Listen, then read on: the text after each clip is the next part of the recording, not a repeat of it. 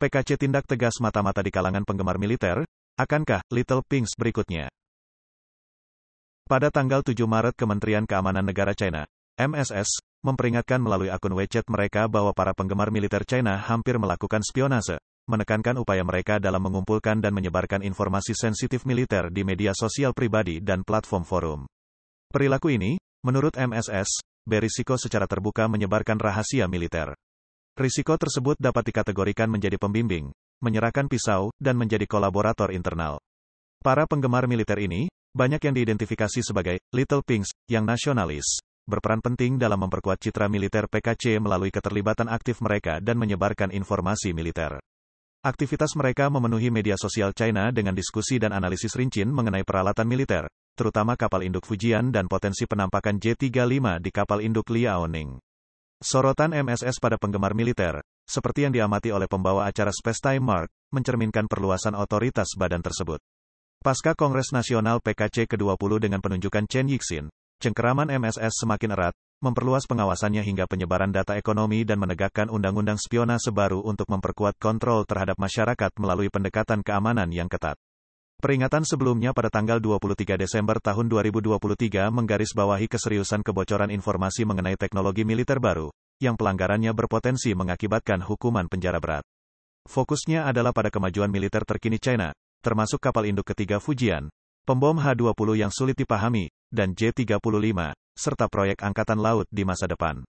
Mark menggambarkan hal yang sama dengan Perang Dingin ketika kerahasiaan Uni Soviet membuat negara-negara Barat melebih-lebihkan kemampuan MiG-25, sebuah kesalahpahaman yang baru terhapus setelah pembelot mengungkapkan kinerja sebenarnya, yang menunjukkan keunggulan teknologi Barat. Demikian pula, Partai Komunis China bertujuan menyesatkan Barat agar melebih-lebihkan kemajuan militer dan teknologinya, meskipun secara teknologi mereka lebih unggul, dengan harapan dapat mempertahankan ilusi superioritas.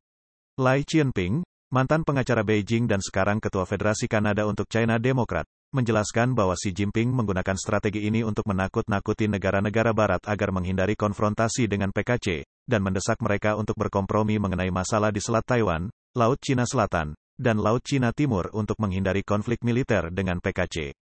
Dia menyoroti peringatan PKC yang sering dikeluarkan kepada para penggemar militer sebagai bentuk ketakutan mereka terhadap pengungkapan rahasia, yang jika tetap dirahasikan, akan memberikan rasa aman. Mengungkap rahasia-rahasia ini dapat melemahkan strategi militer preventif karena meningkatnya kerentanan. Memamerkan kehebatan militer PKC telah menjadi lambang patriotisme bagi Little Pinks, namun sekarang mereka berisiko dicap sebagai mata-mata oleh PKC karena aktivitas mereka, sehingga mempersulit pengoperasian platform media sosial terkait. Mark mengamati sikap acuh tak acuh Partai Komunis China terhadap Little Pinks, dan hanya memanfaatkan semangat nasionalis mereka jika ada manfaatnya saja.